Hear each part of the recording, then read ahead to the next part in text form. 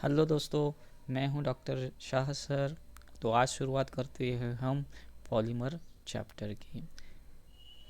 Polymer किसे कहा जाता है, उससे पहले हम देखेंगे कि मोनोमर किसे कहा जाता है। मोनो मीन्स सिंगल और मर means part, means monomers means single part. और ऐसे लार्ज नंबर ऑफ मोनोमर बन लेकर हम पॉलीमर तैयार करते हैं। पॉलीमर का मीनिंग होता है पॉली मीन्स मेनी और मर मीन्स पार्ट। और जिस रिएक्शन में पॉलीमर तैयार किया जाता है उसे पॉलीमराइजेशन रिएक्शन कहते हैं। जनरली हम पॉलीमर को मैक्रोमोलिक्यूल भी कहा जाता है। 10⁻³ से 10⁻⁷ तक यूनिट से ये बना होता है, यानी कि मोनोमेरिक यूनिट से ये बना होता है। अब हम देखेंगे क्लासिफिकेशन ऑफ पॉलीमर। हम एनसीईआरटी के बुक में देखते हैं कि पॉलीमर का क्लासिफिकेशन 5 टाइप में हुआ है। सोर्स के ऊपर, स्ट्रक्चर के ऊपर, मोड ऑफ पॉलीमराइजेशन के ऊपर, मोलिकुलर फोर्सेस के ऊपर और ग्रोथ के ऊपर। तो वन बाय वन हम ये 5 भी टाइप देखेंगे। सोर्स में 3 जगह ये क्लासिफिकेशन हुआ है। Number 1 natural polymer, number 2 semi synthetic polymer और number 3 synthetic polymer. Natural polymer उसे कहा जाता है जिसे नेचर से डिराइव करते हैं। इसके 2 टाइप होते हैं, एक प्लांट पॉलीमर और दूसरा एनिमल पॉलीमर।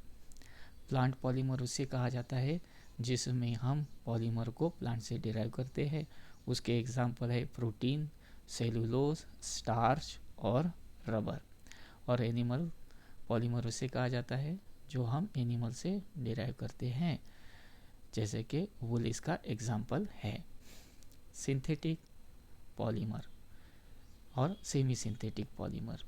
तो सेमी सिंथेटिक पॉलीमर उसे कहा जाता है जो पॉलीमर हम नेचर से डिराइव करते हैं और उसके बाद उसके ऊपर केमिकल रिएक्शन करके हम एक नया टाइप का पॉलीमर तैयार करते हैं, उसे हम सेमी सिंथेटिक पॉलीमर कहते हैं। जैसे कि सेल्यूलोज एसीटेट, उसको हम रेयॉन भी कहते हैं, और सेल्यूलोज नाइट्रेट। सिंथेटिक पॉलीमर उसे कहा जाता है जिससे हम लैब में तैयार करते हैं या इंडस्ट्री में तैयार करते हैं। उसके एग्जाम्पल है पॉलीथीन, नायलॉन 66 और बूना एस। अब हम देखेंगे स्ट्रक्चर के ऊपर क्लासिफिकेशन पॉलीमर का।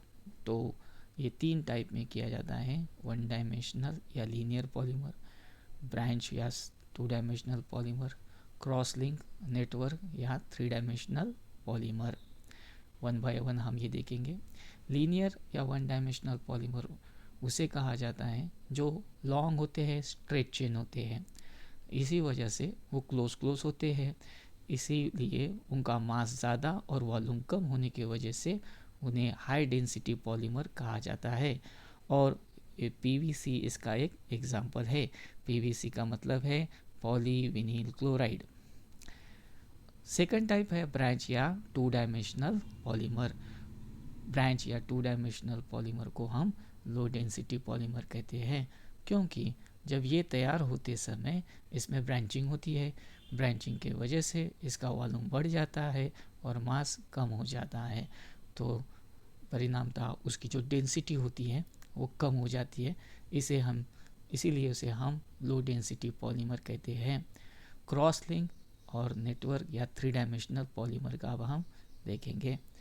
ये जो पॉलीमर होता है इसमें बाय और ट्राई फंक्शनल मोनोमर होते हैं, और जिसमें कोवैलेंट स्ट्रॉन्ग कोवैलेंट बॉन्ड भी पजेस होते हैं। बैकेलाइट और मेलामाइन इसके ये एग्जाम्पल है। दोस्तों, नीट 2018 में इसी टॉपिक पे ऊपर एक क्वेश्चन आया था। वो क्वेश्चन ये था, रिगार्डिंग क्रॉस लिंक और network polymer which of the following statement is incorrect. जैसा कि हमने प्रीवियस स्लाइड में देखा था कि ये जो क्रॉस लिंक और नेटवर्क है इसी के ऊपर ये क्वेश्चन तैयार हुआ था। तो अभी हम ऑप्शन देखते हैं। फर्स्ट ऑप्शन ये है कि they contain covalent bond between various linear polymer chain, जो यहाँ पर बताया है, यानी कि फर्स्ट ऑप्शन सही है।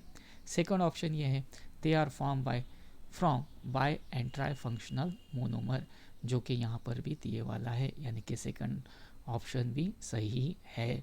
और जो थर्ड एग्जाम्पल है, थर्ड ऑप्शन है example are bakelite and melamine, तो यहाँ पर भी इसका रेफरेंस दिया है कि 3 डायमेंशनल पॉलीमर यानी कि क्रॉस लिंक और नेटवर्क पॉलीमर बैकेलाइट और मेलामाइन है, तो ये थर्ड ऑप्शन भी बराबर है।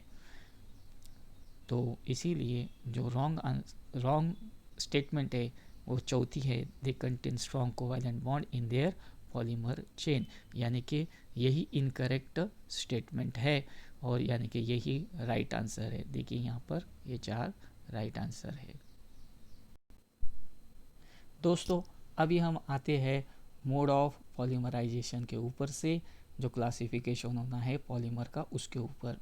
तो ये 2 टाइप के होते हैं, एक यानी कि एडिशन या चेन ग्रोथ पॉलीमर और दूसरा होता है कंडेंसेशन या step growth polymer. One by one हम ये देखेंगे। एडिशन या चेन ग्रोथ पॉलीमर उसे कहा जाता है जहाँ पर मोनोमर सिर्फ ऐड किए जाते हैं, वहाँ पर उनका मोलार मास बढ़ता जाता है, उसमें कोई लॉस हो नहीं सकता। ये 2 टाइप के होते हैं, एक होमो होता है और दूसरा होता है को। होमो एडिशन पॉलीमर और को एडिशन पॉलीमर। होमो मीन्स जहाँ पर एक ही टाइप का मोनोमर हम यूज़ करते हैं, और को मीन्स जहाँ पर हम 2 डिफरेंट टाइप के मोनोमर यूज़ किए जाते हैं। होमो का एग्जाम्पल है पॉलीथीन, जहाँ पर हम इथिन यूज़ करते हैं, एक ही टाइप का मोनोमर, और बूना यस ये को का एग्जाम्पल है, जहाँ पर हम 1,3 ब्यूटाडाइन और स्टाइरिन यूज़ करते हैं। कंडेंसेशन पॉलीमर या स्टेप ग्रोथ पॉलीमर हम किसे कहते हैं? एक ऐसा पॉलीमर जहाँ पर कंडेंसेशन होता है, जब 2 मोनोमर जुड़ते हैं तो उसके बीच में से कुछ तो भी एलिमिनेशन होता है, जैसे कि H2O, इथिल अल्कोहल या HCl। तो ये सब एलिमिनेशन होने के बाद ये कंडेंसेशन पॉलीमर तैयार होते हैं। रिपीटेड कंडेंसेशन होता है, यहाँ पर 2 डिफरेंट बाय और ट्राई फंक्शनल मोनोमर यूज़ किए जाते हैं। इसके एग्जाम्पल है नाइलॉन 6 और नाइलॉन 6,6। अभी हम देखेंगे मोलिकुलर फोर्सेस के ऊपर होने वाला क्लासिफिकेशन पॉलीमर का। तो दोस्तों इसमें इम्पॉर्टेंट है ये मोलिकुलर फोर्सेस क्या होते हैं। तो ये मोलिकुलर फोर्सेस होते हैं वंडर वाल्स फोर्सेस या हाइड्रोजन बॉन्डिंग। यहाँ पर इंटरमोलिकुलर हाइड्रोजन बॉन्डिंग का रेफरेंस है। तो फर्स्ट देखेंगे हम इलास्टोमर। इलास्टोमर में एग्जाम्पल आता है बूनायस और बूनायन का और न्यूप्रिन का, जिसका प्रिपरेशन हम इसी चैप्टर में बाद में देखेंगे। इसमें वीक इंटरमोलिकुलर फोर्सेस होते हैं, इनका स्ट्रेच किया जा सकता है।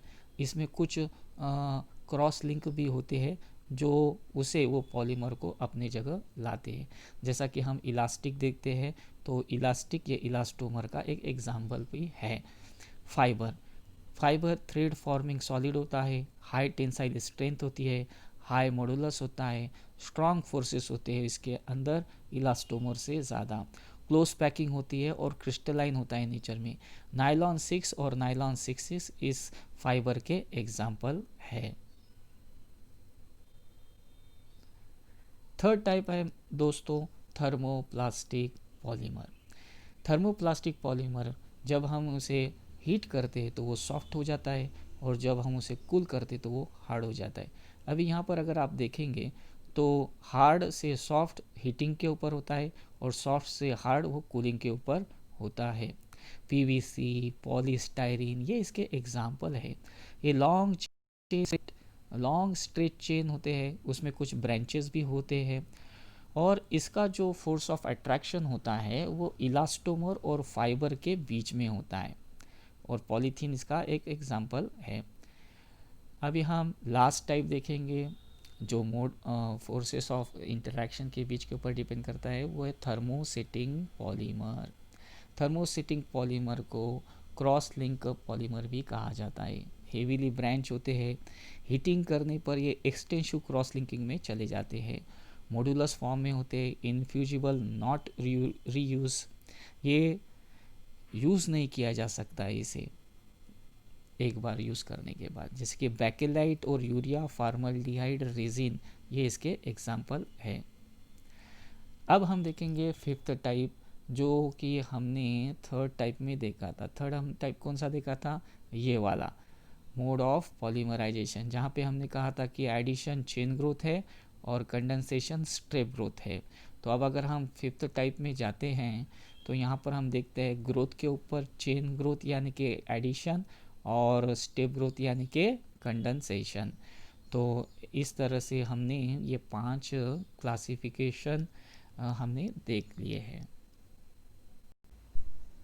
दोस्तों, मैं एक बात यहाँ पर कहना चाहूँगा कि इस वीडियो को आखिर तक देखें, क्योंकि ये पूरा इसमें एनसीईआरटी के मेन पॉइंट कवर किए वाले हैं और इसी के आधार के ऊपर नीट में क्वेश्चन पूछे गए हैं। मैं बीच बीच में नीट में जो आए वाले क्वेश्चन है उसका भी रेफरेंस देता जाऊंगा, ताकि आपको लगे कि जो हम यहाँ पर सीख रहे हैं वो बहुत बहुत यूज़फुल है। ठीक है, तो अब चलो हम चलते हैं पॉलीथीन के ऊपर। पॉलीथीन 2 टाइप के होते हैं, एक एलडीपी जिसे लो डेंसिटी पॉलीथीन कहते हैं और एक एचडीपी यानी कि हाई डेंसिटी पॉलीथीन कहा जाता है। देखिए, लो डेंसिटी पॉलीथीन में हम देखते हैं कि ये इथीन है। इथीन को जब हम 1000 से 2000 एटमॉस्फेयर के बीच में और 350 से 570 केल्विन के बीच में और ऑक्सीजन या पेरोक्साइड के प्रेजेंस में अगर हम उसे हीटिंग करते हैं तो हाईली ब्रांच्ड हमें पॉलीमर मिलते हैं। अब ये इनके प्रॉपर्टी क्या होते हैं, ये इनर्ट होते हैं, टफ होते हैं, फ्लेक्सिबल होते हैं और पुअर कंडक्टर होते हैं इलेक्ट्रिसिटी के। इनके यूजेस कहाँ कहाँ हैं, ये electricity wire, toys, flexible pipe और स्क्वीज बॉटल में इसका यूज़ किया जाता है। अभी सेकंड टाइप देखते हैं, हाई डेंसिटी पॉलीमर। ठीक है, तो हाई डेंसिटी पॉलीमर या पॉलीथीन जिसे हमें कहा जा सकता है, तो ये है हमारा इथीन। ठीक है, ये हाइड्रोकार्बन सॉल्वेंट ले लीजिए और यहाँ पर एक बहुत ही इम्पॉर्टेंट पॉइंट है, यह है जिगलर नाटा कैटेलिस्ट। शायद एग्जाम में पूछ सकता है, ये ट्राई इथिल एल्यूमिनियम और टिटेनियम टेट्राक्लोराइड का कॉम्बिनेशन है, इसको जिगलर नाटा कैटेलिस्ट कहा जाता है और यही यूज़ करके हम हाई डेंसिटी पॉलीमर तैयार करते हैं। ये इनर, टफ और क्रॉस पैकिंग होता है। यूजेस कहाँ पर होता है इसका, तो बकेट, बॉटल्स और पाइप में इसका यूज़ किया जाता है। ठीक है,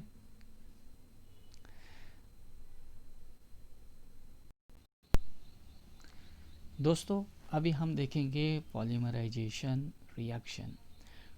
पॉलीमराइजेशन किसे कहा जाता है, जिस रिएक्शन में पॉलीमर तैयार होता है उसे पॉलीमराइजेशन रिएक्शन कहा जाता है। पॉलीमराइजेशन रिएक्शन 2 टाइप के होते हैं, एक एडिशन और दूसरा कंडेंसेशन। प्रीवियस स्लाइड में हमने देखा था कि एडिशन और कंडेंसेशन क्या है। अभी एडिशन पॉलीमराइजेशन रिएक्शन बोले तो वो रिएक्शन जिसमें पॉलीमर तैयार होते समय मोनोमर सिर्फ ऐड होता है, वहाँ पर एलिमिनेशन नहीं होता है। जहाँ पर कंडेंसेशन का संदर्भ है तो हमने देखा था कि कंडेंसेशन में जब मोनोमर ऐड होते हैं तो उसमें से कुछ पार्ट जो एलिमिनेट हो जाता है। अभी हम देखेंगे एडिशन के कितने टाइप हैं। एडिशन के 2 टाइप है, एक आयोनिक पॉलीमराइजेशन रिएक्शन और दूसरा है फ्री रेडिकल पॉलीमराइजेशन रिएक्शन। तो आयोनिक पॉलीमराइजेशन रिएक्शन क्या है, तो आयोनिक पॉलीमराइजेशन रिएक्शन वो है कि जिस पॉलीमराइजेशन रिएक्शन में आयंस इनिशिएट करता है पॉलीमराइजेशन रिएक्शन, उसे आयोनिक पॉलीमराइजेशन रिएक्शन कहा जाता है। और जिस पॉलीमराइजेशन रिएक्शन में पॉलीमर तैयार होते समय फ्री रेडिकल इनिशिएट करते हैं पॉलीमराइजेशन रिएक्शन, तो उसे free radical addition polymerisation reaction कहा जाता है। इसी तरह आयोनिक के 2 टाइप हैं, एक कटायोनिक आयोनाइजेशन पॉलीमराइजेशन रिएक्शन और दूसरा है अनायोनिक आयोनिक पॉलीमराइजेशन रिएक्शन, या सिंपली उसे हम ऐसे कहा जा सकता है कटायनिक पॉलीमराइजेशन रिएक्शन और अनायनिक पॉलीमराइजेशन रिएक्शन। जहाँ पर कटायन इनिशिएट करता है उसे कहेंगे हम कटायनिक पॉलीमराइजेशन रिएक्शन और जहाँ पर अनायन इनिशिएट करता है उसे कहेंगे हम anionic polymerisation reaction.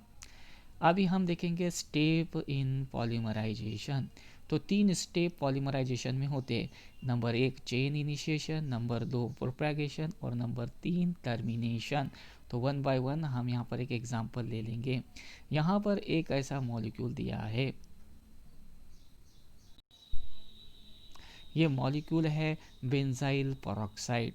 Benzyl peroxide के ऊपर जब लाइट गिरती है तो वो ब्रेक होता है और उसके बाद यहाँ पर फिनिल रेडिकल तैयार करता है। ये फिनिल रेडिकल ये इथीन के ऊपर जाता है और नया फ्री रेडिकल तैयार करता है। ये नया फ्री रेडिकल फिर दूसरे मोनोमर के ऊपर अटैक करके एक नया फ्री रेडिकल तैयार करता है और फिर ऐसे लार्ज नंबर ऑफ मोनोमर यहाँ पर इसके साथ जुड़ के हमें एक बहुत ही बड़ा फ्री रेडिकल देता है। जहाँ पर रिएक्शन शुरुआत होती है उसे कहेंगे हम इनिशिएशन, और जहाँ पर चेन लेंथ बढ़ती जाती है उसे कहेंगे हम प्रोपेगेशन, और जहाँ पर हमें चेन टर्मिनेट करना है उसे हम कहेंगे टर्मिनेशन स्टेप। तो यहाँ पर देखते हैं कि ये दो भी जो फ्री रेडिकल है ये कंबाइन होके यहाँ पर चेन क्या हो गई है, टर्मिनेट हो चुकी है। तो इसी तरह जो स्टेप्स इन पॉलीमराइजेशन है वो 3 है, चेन इनिशिएशन, चेन प्रोपेगेशन और चेन टर्मिनेशन। दोस्तों अभी हम जाते हैं रबर के ऊपर। रबर के ऊपर यहाँ पर हम देखेंगे रबर 3 टाइप के। Number 1 natural rubber, vulcanise rubber और सिंथेटिक रबर, हम 3 टाइप के रबर देखेंगे। नेचुरल रबर का लेते हैं दोस्तों। रबर जो हम आजकल हम पाए जाता है नेचुरली, वो एक्चुअली रबर लैटेक्स होता है। ये क्या होता है rubber latex? Rubber latex colloidal dispersion होता है। ये कोलाइडल डिस्पर्शन में रबर के जो ग्रैन्युल्स है वो वाटर में डिस्पर्स होते हैं और ये ऑप्टन किया जाता है। ये कहाँ से मिलता है हमारे को? तो रबर ट्री से मिलता है और जनरली केरला में ये पाया जाता है। रबर एक पॉलीमर टाइप में होता है, उसके इलास्टिक प्रॉपर्टी इसलिए उसे इलास्टोमर भी कहते हैं। वो सॉफ्ट होता है हाई टेम्परेचर पे, और जनरली वो सॉफ्ट होता है हाई टेम्परेचर के ऊपर 335 केल्विन के ऊपर, और ब्रिटर होता है लो टेम्परेचर यानी कि 283 केल्विन के नीचे वो ब्रिटल होता है, वो टूट जा सकता है। हाई H2O एब्जॉर्प्शन कैपेसिटी होती है उसकी, सोलूबल होता है, हाँ, नॉन पोलर सॉल्वेंट में, नॉन रेजिस्टेंट होता है ऑक्सीडाइजिंग एजेंट को। अभी यहाँ पर जो सब में इम्पॉर्टेंट पार्ट है वो ये है कि ये है आइसोप्रीन कहा जाता है इसे कहा जाता है आइसोप्रीन। तो दोस्तों ये ध्यान में रखिए, ये शायद आपको एग्ज़ाम में पूछ सकता है कि ये जो नेचुरल रबर का जो मोनोमर है उसे क्या कहा जाता है, तो उसे कहा जाता है आइसोप्रीन, ठीक है। और ये सीज होता है, जैसे कि अभी ये एक चेन दिख रही है, ठीक है, तो ये इम्पॉर्टेंट पॉइंट है। ये जो नेचुरल रबर की एक चेन है, यहाँ पर 1 2 3 4 दिया वाला है, इसलिए इसे सीस 1,4 पॉली आइसोप्रीन कहा जाता है। ये चेन है, इसमें वीक वंडरवाल्स फोर्सेस होते हैं, कॉइल्ड स्ट्रक्चर होता है और स्ट्रेचिंग स्प्रिंग टाइप होती है इसकी, और इलास्टिक प्रॉपर्टी इसीलिए उसके वजह से उसको पजेस होती है। अभी हम देखेंगे वल्कनाइज रबर किसे कहा जाता है। जो नेचुरल रबर होता है उसके अंदर सल्फ़र डालकर, जनरली 3 से 5% सल्फ़र डालकर और एडिटिव डाल के उसको टेम्परेचर पे हाई हीट किया जाता है, और जो सल्फ़र है वो यहाँ पर जो सल्फ़र होता है वो क्या करता है, जो दो ऐसे नेचुरल रबर के जो चेन होते हैं उनके बीच में वो जॉइंट कर देता है, और इसीलिए उसको थोड़ी सी इलास्टिक प्रॉपर्टी उसकी बढ़ जाती है। और थर्ड टाइप ऑफ रबर है सिंथेटिक रबर।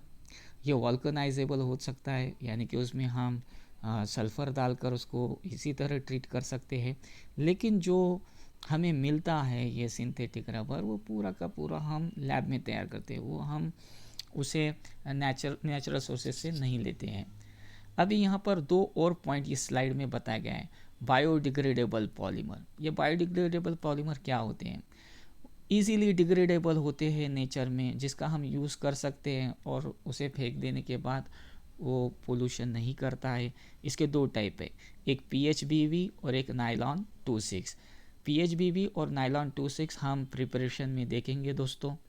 बायोडिग्रेडेबल पॉलीमर क्यों बायोडिग्रेडेबल होते हैं? क्योंकि उनके अंदर फंक्शनल ग्रुप जो होता है वो नेचुरली होता है, यानी कि functional group like natural biodegradable polymer होते हैं। ठीक है, अभी जब पॉलीमर तैयार होते हैं तो उनका मोलार मास कंसीडर किया जाता है, वो जो डिपेंड करता है मोनोमर पे।